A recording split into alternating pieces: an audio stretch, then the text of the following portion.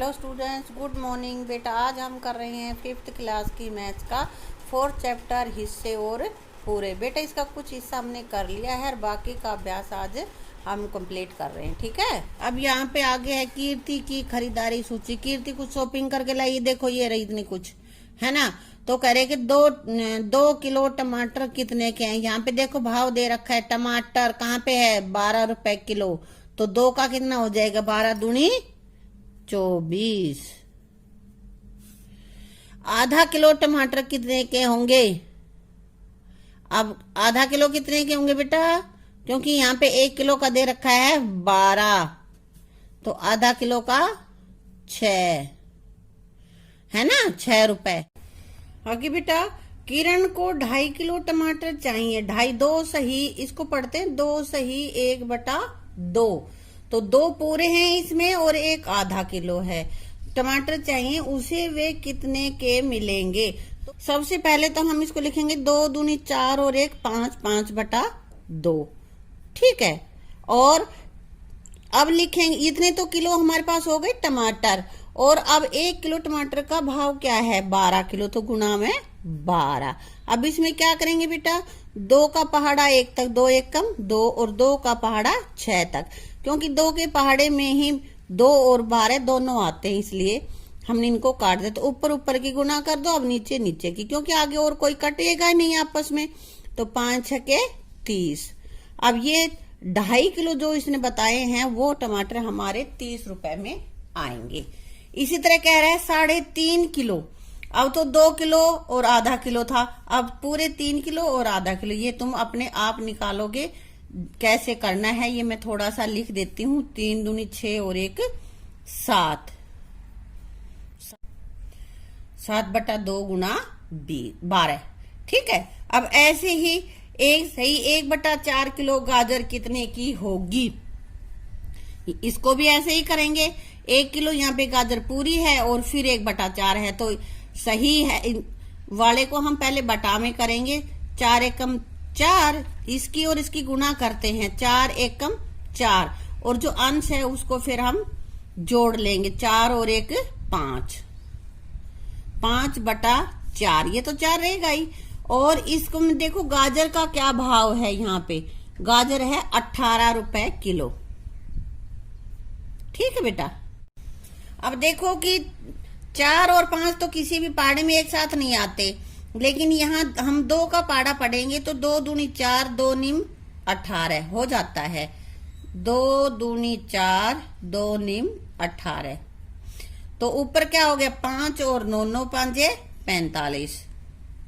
और बेटा बटा में 2, इधर 2 है यहाँ 1 है, 2 और 1 की गुना 2, बटा में नीचे नीचे की हर के आपस में गुना करेंगे और ऊपर अंश की आपस में गुना कर लेंगे। ठीक है, 45/2। अब 45 को 2 से भाग करके देख लेना, उतने ही तुम्हारे रुपए आ जाएंगे। ठीक है, इसको लिखोगे 45 और गुना, इसको भाग करेंगे 2 से, तो ऐसे भाग करना तुम्हें आता है, करके देख लेना। उसने 4 सही 3/4 किलो की लौकी खरीदी। एक लौकी है जिसका वजन 4 किलो, 4 किलो तो पूरा है और 3/4 किलो इसकी अलग से वजन है, तो इसमें कीमत क्या होगी।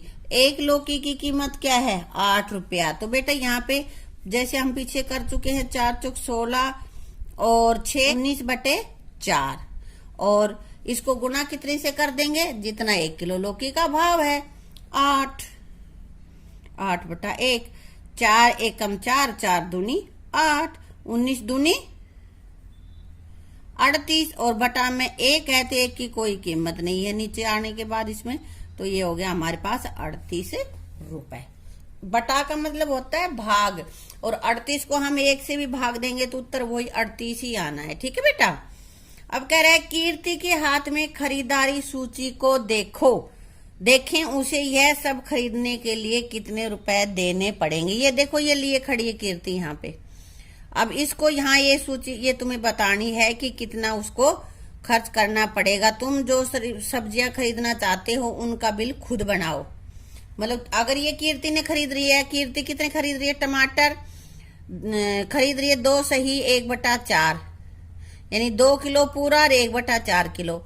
गाजर खरीद रही है 3 सही 3/4 और लौकी खरीद रही है 1 सही 1/2। ठीक है, तो अब कैसे करेंगे, यहाँ पे हम लिखते हैं चीज, ये लिख रखा है ना, तो कैसे बिल बनाते हैं। गाजर दुकानदार बना के देता है ना।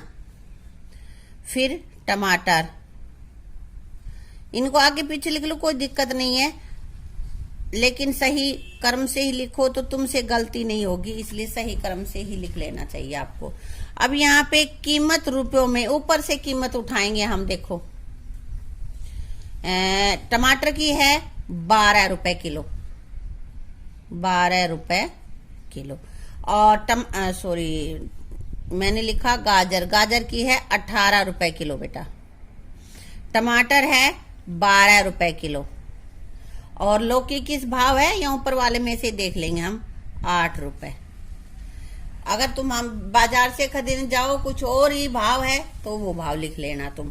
अब यहाँ पे खर्च कितना करें, सबसे ऊपर मैंने लिख रखा है गाजर, गाजर 3 सही 3/4, यानी कि 4 तिया 12। इसको हम ऐसे लिख के देख लेंगे बेटा, 3 सही 3/4, 3 चौक 12 और 3 15, और ये ऊपर वाला हो गया 9/4। और ये क्या हो जाएगा, 2 एकम 2, 2 एक 3, 3/2। तो ये तो हमारी है गाजर, कितनी है 15/4।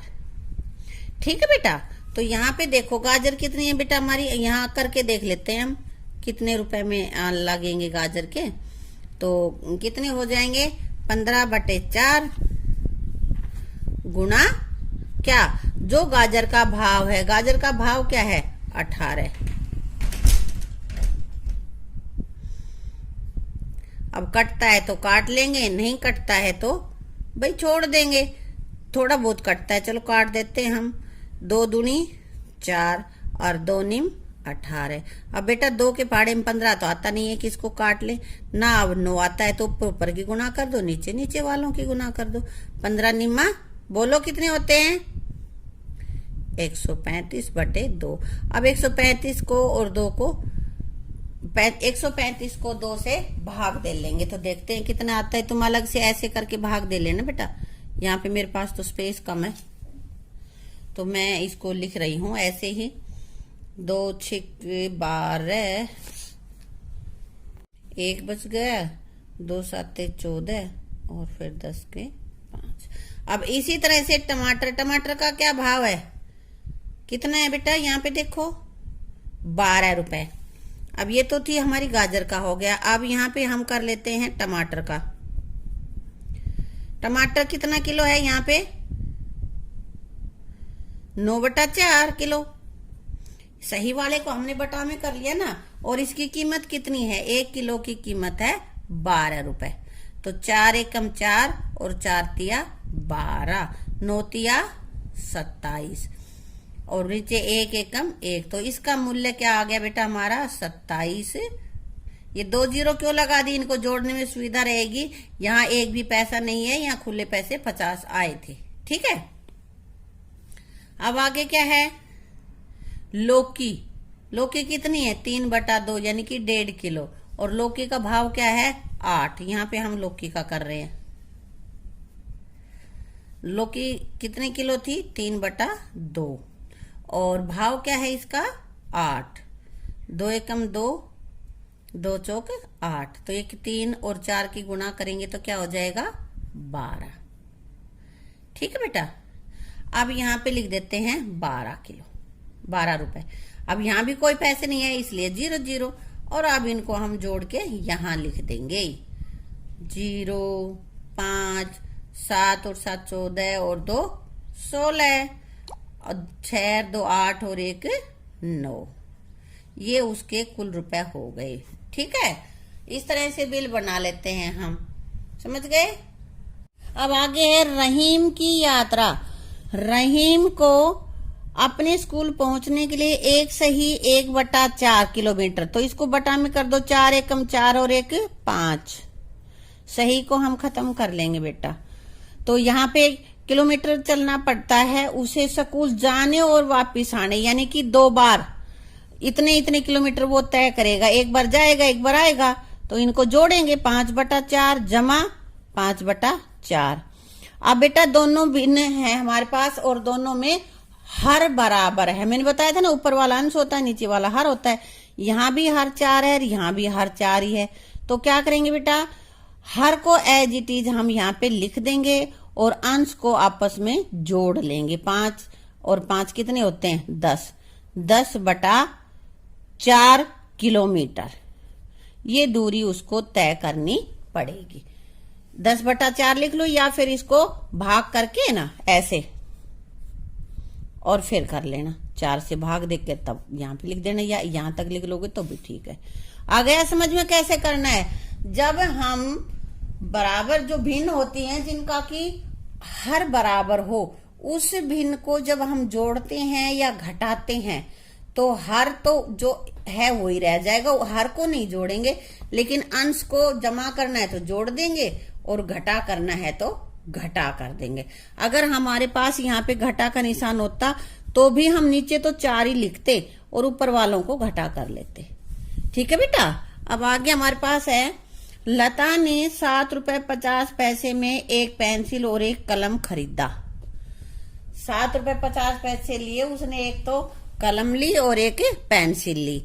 उसने कुल 10 रुपए दिए। अब उसके पास खुले नहीं थे तो दुकानदार ने ना, उसने दुकानदार को 10 को एक नोट दे दिया। दुकानदार ने उसे 58 और 54 के सिक्के वापस दिए। अब कितना वापस मिलेगा उसका? तो वापस मिलेगा कितना ये जानने के लिए हम करेंगे 10 रुपए में से 7 रुपए 50 पैसे हम घटाएंगे। 10 तो पूरे पूरे रुपए हैं, सिक्के कुछ भी नहीं, यहाँ पे पैसे कुछ भी नहीं है ना, तो पहले इनको घटाएंगे, कुछ भी नहीं, इसलिए हमने यहाँ पे 0 लिख दिया। ये रुपए हैं हमारे और ये पैसे हैं, क्योंकि रुपए के नीचे रुपए लिखे जाते हैं बेटा और पैसों के नीचे पैसे। तो 0 में से 0 गया 0। यहाँ कुछ भी नहीं है तो यहाँ से हासिल लेंगे हम, यहाँ बनाएंगे 10। 10 में से 5 गए 5। और यहाँ से जब टेंस ले ली थी तो यहाँ क्या बच गया? क्योंकि इसने इससे उधार ली तो यहाँ 10 बनाए, फिर अगले को उधार दी तो यहाँ पे बन गए 9 और 9 में से 7 गए 2। अब बेटा उसको 2 रुपए 50 पैसे वापिस लेने हैं, लेकिन दुकानदार उसको 58 और 54 में दे रहा है, 2 का नोट बंधा नहीं दे रहा है वो। तो क्या करेंगे भाई, ये अपने हिसाब से तुम कुछ भी कर सकते हो, या तो 50 50 50 50, ये तो 2 रुपए हो गए। एक 50 और 50 100, फिर 50 और 50 100 200 हो गए। 200 का मतलब 2 रुपए। अब 50 पे या तो फिर वो एक और 50 ही दे दे, या फिर वो दे इसको 25 और 25। 54 होती है ना 25 पैसे, ये ऐसे दे देगा वो। ये 58 58 58 4 58 और 2 54 दे देगा वो। 4 58 और 2 54। ठीक है बेटा। बैंक रेलवे स्टेशन पर, अब रेलवे स्टेशन पे चलते हैं भाई। कृपया ध्यान दीजिए, बेंगलोर से तिरुवनंतपुरम जाने वाली मैंगलोर एक्सप्रेस आधे घंटे पीछे चल रही है। यहाँ से अनाउंसमेंट हो रही है। होता है ना, तुम ट्रेन में जाते हो, जब देखते हो रेलवे स्टेशन पे ऐसे ही कोई गाड़ी लेट हो रही है या कोई आ रही है तो कह देते हैं कि ये एक गाड़ी यहाँ पे पहुंचने वाली है या प्लेटफॉर्म पे पहुंच चुकी है ना। तो इस तरह की अनाउंसमेंट हो रही है यहाँ पे, और ये कह रहा है कि भाई बेंगलोर एक्सप्रेस आधा घंटा लेट चल रही है। तो अब वो कह रहा है, ओह आज रेलगाड़ी देर से आ रही, सही समय 6:45 बजे का है। अब उसका सही समय तो था 6:45। अब ये 6:45 कितना होता है? 6:45, यानी कि 6 पूरे और फिर पौना 3/4 और 60 मिनट। 1 घंटा कितना होता है? 60 मिनट का, और 60 का 3/4 45 मिनट। इसलिए गाड़ी किस समय पहुंचेगी? 6:45 पे उसको पहुंचना चाहिए था, लेकिन वो तो आधा घंटा लेट चल रही है। तो कितने समय पे पहुंचेगी? यहां हम लिखेंगे 6 घंटा 45 मिनट। और कितना घंटा लेट है? 30 मिनट। तो कब पहुंच जाएगी फिर ये? 30 मिनट इसमें और हम जोड़ देंगे तो ये हमारी हो जाएगी 8:15 पर।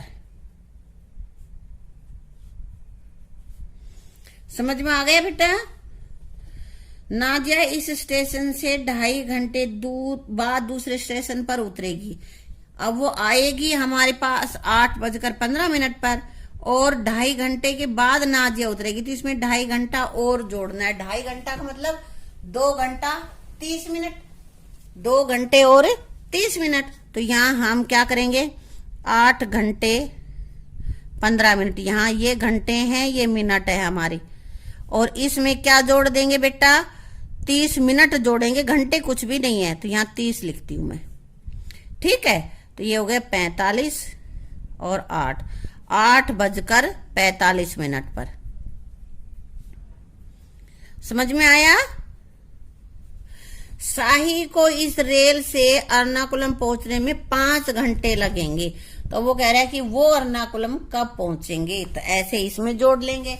8:15 है, तो 8:15 जमा 5 घंटे, यहाँ पे कोई मिनट नहीं बता रहे, सीधे घंटे हैं, तो जोड़ दो। 8 और 5 13 है।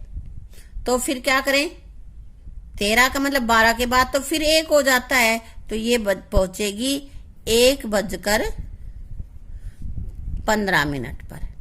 ठीक है बेटा, 13 जब घड़ी रेलवे स्टेशन पे जो भी टाइम टेबल होता है, वो टाइम टेबल तो बेटा ऐसे 24 घंटों में ही होता है, लेकिन हम हमारी घड़ियों के हिसाब से 12 घंटे का ही समय देखते हैं, तो 12 के बाद फिर 1 शुरू कर देते हैं। 13 का मतलब 1, 14 का 2 बजे शाम के बज जाते हैं। ठीक है, इसके साथ ही ना ये लेसन हमारा कंप्लीट हो जाता है। इसकी सारी वीडियोज को अच्छे से देख लेना, और इसमें मैं भिन्न का एक अलग सी वीडियो बना रही हूँ, और उसका लिंक इसके साथ दे दूंगी, तो आप उसको अच्छे से देख के भिन्न के बारे में जो कमियां इस लेसन में रह गई हो, समझ में नहीं आई हो, उसमें देख के पूरी कर लेना, उसको अच्छे से समझ लेना। ठीक है।